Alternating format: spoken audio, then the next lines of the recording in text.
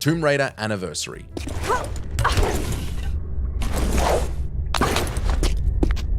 The original Tomb Raider is one of the most iconic games of all time. Thanks to its mix of Indiana Jones-style adventures and a sprinkle of girl power, we got a genre changer that brought female protagonists to the front and center. It quickly became a hit, kicking off a long-running franchise with tons of sequels, movie adaptations, and games that wouldn't have existed without it. Looking at you, Uncharted. In 2007, the game got a remake called Tomb Raider Anniversary. Fans and critics alike appreciated Anniversary for how well it paid tribute to the original classic, which is a rare win today. Don't even try to please gamers anymore, it's a losing battle. Black Mesa. Looks like you're running late.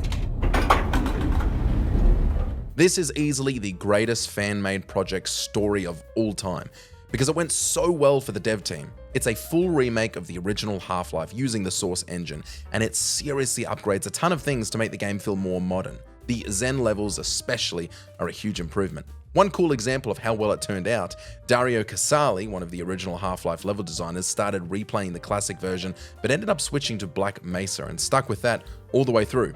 When a dev from the original prefers the remake, you know you nailed it. That's like Shakespeare watching Romeo and Juliet and going, f this, let's watch West Side Story.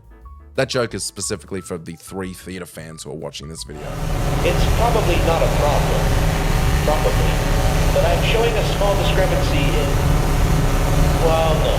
It's well within acceptable bounds. Metal Gear Solid, The Twin Snakes. Don't move! So you killed the chief, you bastard! It's tough to argue that Metal Gear Solid didn't have one of the biggest influences on gaming as a whole, as it introduced story-driven cinematic experiences.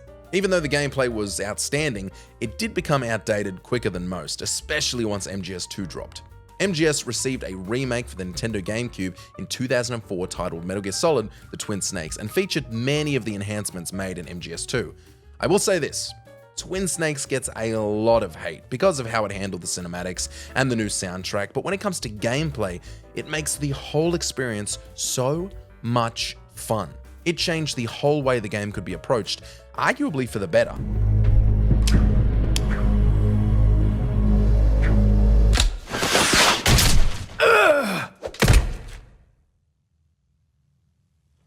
What? Crash Bandicoot N. Sane Trilogy.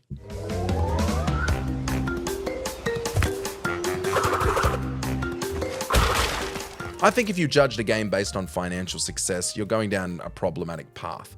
That being said, the sales on this one particular game truly reflect its appeal and success. Crash Bandicoot played a big part in shaping what 3D platformers could be, bringing a whole new level of challenge to the genre, sometimes to a controller-crushing degree. Navigating those 3D spaces meant more ways to mess up, and the remakes didn't tone down the challenge of the original trilogy one bit.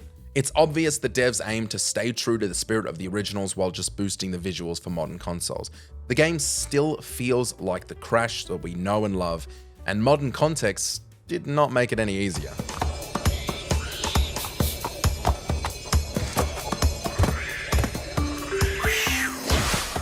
Super Mario RPG.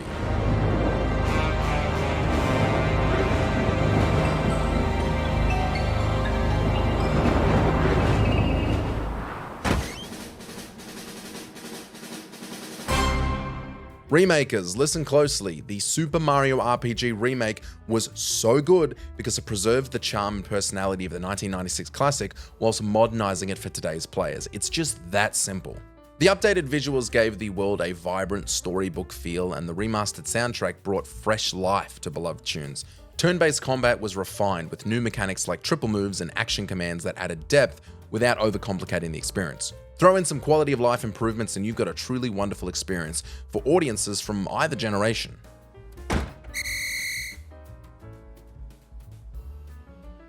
Pokemon Fire Red and Leaf Green.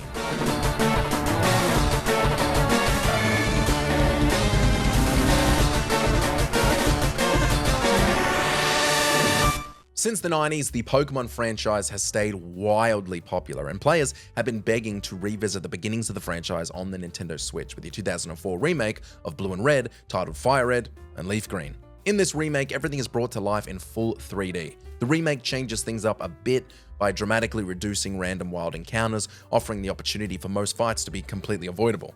These quality of life improvements may not have been for die-hard fans, but it resonated with a new audience in a way that earned a spot on this list.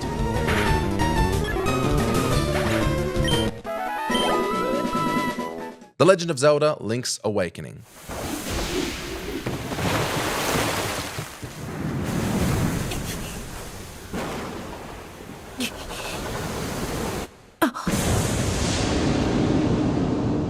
The Link's Awakening remake is so good, so good, and it's all because of that perfect recipe for remakes. It keeps the original Game Boy game's quirky charm, unique story, and clever dungeon design intact, while completely overhauling the visuals with a charming toy-like art style that feels fresh.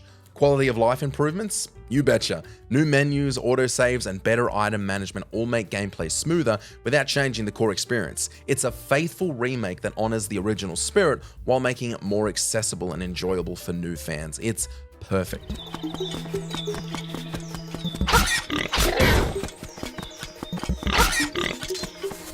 Spyro Reignited Trilogy. Okay, rolling.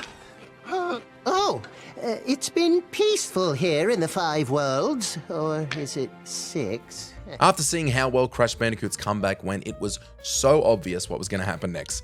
Goddamn Spyro the Dragon. Just like with Crash Bandicoot, fans can experience the original PlayStation trilogy all over again in full HD, complete with updated visuals, a remastered soundtrack, and other modern touches. Whether you're new to the series or a longtime fan, it's a blast to play. There's no way people don't enjoy this experience. It's got such a wide appeal that anyone can pick it up and get a smile plastered across their face.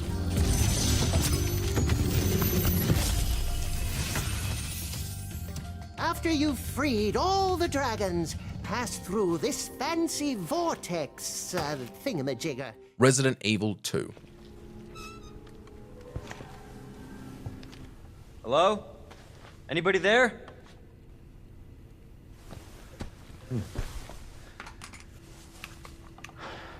There was no way this list was coming across my desk without Resident Evil 2 being in the top 3, and here's why.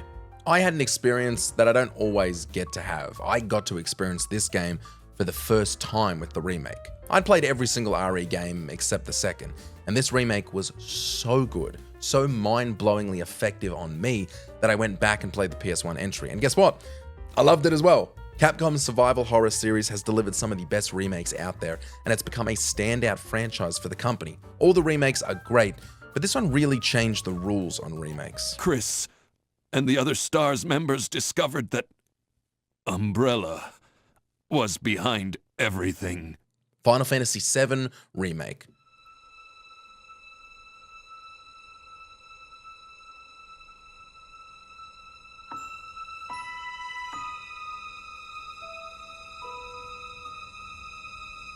From the day remakes were popularized, there has probably been no more requested video game to be remade than Final Fantasy VII, maybe Simpsons Hit and Run. Anyways, Final Fantasy VII is one of the most iconic and beloved RPGs of all time. And finally, after years of teasers, spin-offs, and fan speculation, Square Enix officially announced Final Fantasy VII Remake in 2015. What sets Final Fantasy VII Remake and its later second release Rebirth apart from most remakes is that it introduces elements that, and I'm going to try not to be spoily here, make it feel less of a remake and more of a retelling of a game in an alternate universe. This is not a beat-for-beat remake, it's the same characters and stories in a world where the currency was changed to potatoes. Alright, it's not that egregious, but multiverse is a big part of this remake, meaning that you can still expect the unexpected. It's perfect.